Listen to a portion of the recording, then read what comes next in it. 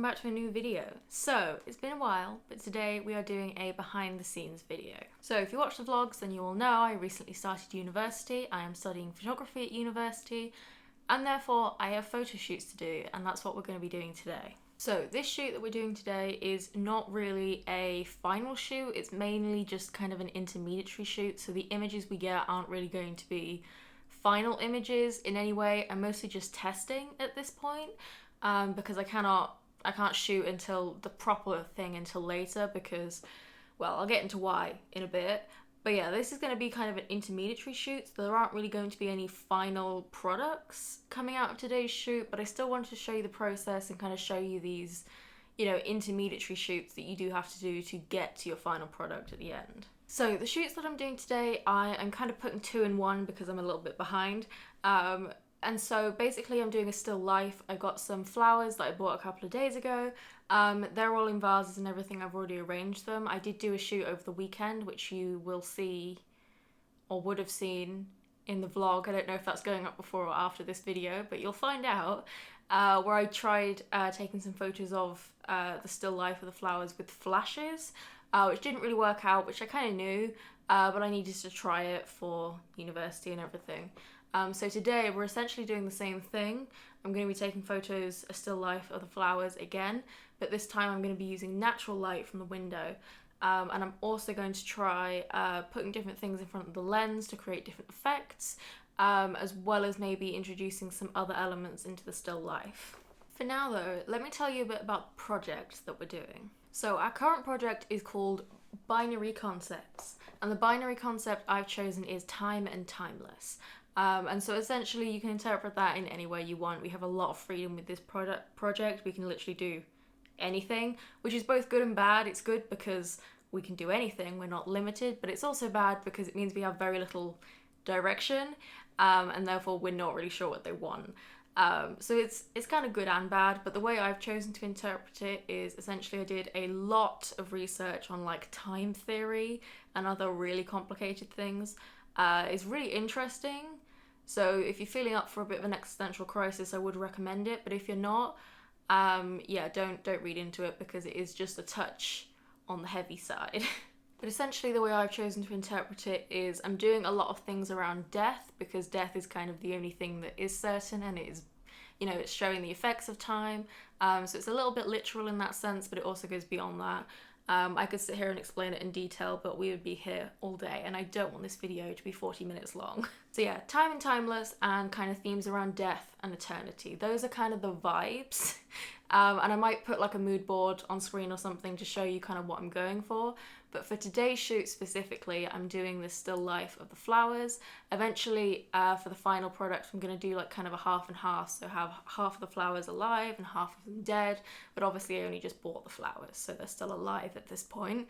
So I need to wait for them to die and let them dry before I can then do that. So that's going to be probably about a month until that's sorted. So yeah, we're kind of doing preliminary tests, sorting out lighting, composition, ideas, all of that stuff today. And hopefully after I've done this shoot, I'll have a bit more direction, and then it'll mostly just be a waiting game for the flowers to die, pretty much. So yeah, that is what I'm doing, but now let's very quickly go over kind of the equipment I'm using and the setup for today. So I am, of course, using my Fujifilm X Pro 2 as per usual, as the only camera I have, so obviously I'm using that. I'm just going to be using my kit lens so I can zoom in and out. Can't really be bothered to change lenses today. And like I said, it's only kind of preliminary intermediary tests, so we don't really need to be using prime lenses or anything. I'm going to be using natural light, so I have my window right over here. So that's great. Obviously I'm on a time limit, so as long as it doesn't take more than about 7 hours, we should be good. I also have my pull down backdrop, which I will insert a clip of now. It's obviously far too big for what I'm doing. It's designed for people, but I don't have like a product photography table, so I'm just using the big one and we're working with it. And then of course I also have the flowers themselves. I will also be using a mixture of other things. I've got like some fabric and stuff that I can put in front of the lens. I'm going to try like playing with prisms and stuff, but that will come later. And I also have this skull. It's actually like a trinket dish. 12-year-old me would be absolutely ecstatic to know that I own this. Honestly, 19-year-old me is pretty ecstatic about it as well, because this was the dream when I was 12. So yeah, she would be ecstatic. But yeah, I'm going to use this because, again, we're doing like death and stuff. But for now, I'm just going to start with the flowers, and I may add this in later when I'm messing around with other things. So yeah, that is the plan and the setup. So let's just get started.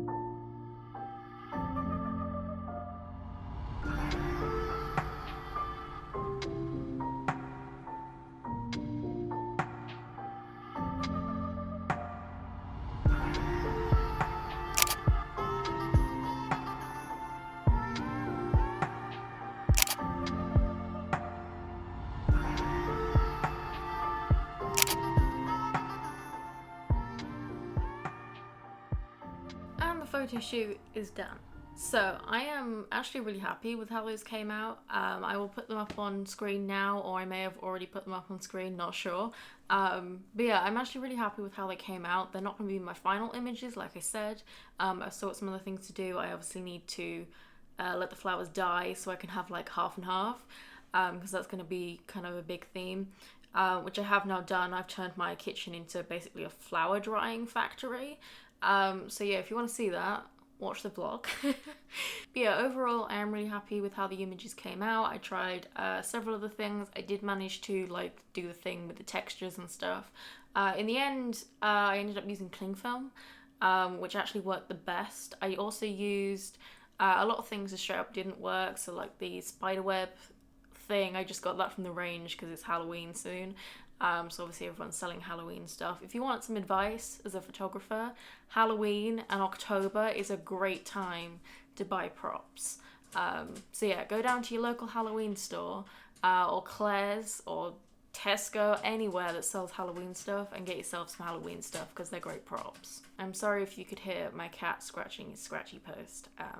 He's hungry, so he's being a bit of a nuisance. But yeah, the cling film definitely worked the best. I also liked the effect of the... It's this. I have no idea what this is.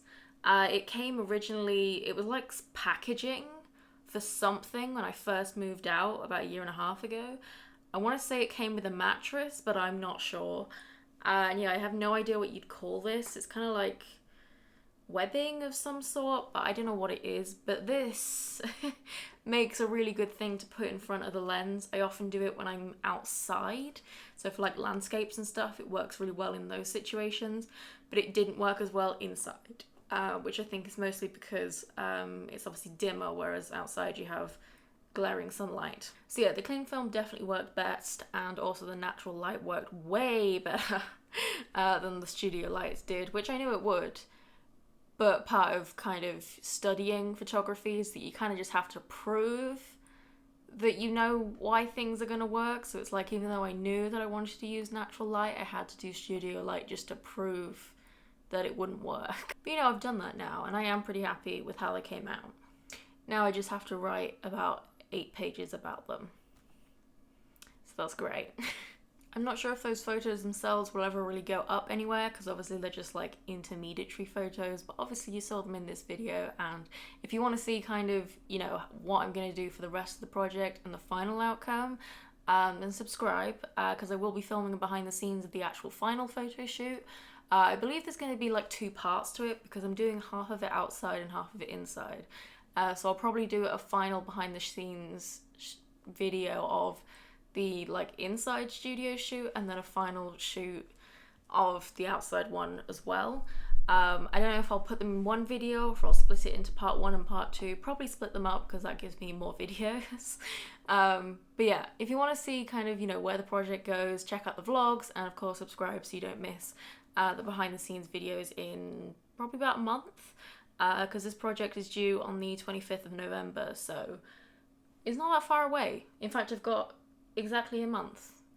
Well, a month and 1 day, because it's currently the 24th of October when I'm filming this. So yeah, stick around if you want to see that. Like this video if you enjoyed it. I really enjoyed the photo shoot today. Bramble did as well, as you saw from the B-roll. But yeah, I'm going to end this video now because he is begging for food and he's going to start causing problems if I don't sign off now. So thank you for watching. I hope you enjoyed. Like it if you did, subscribe if you want to see more, and I will see you in the next video.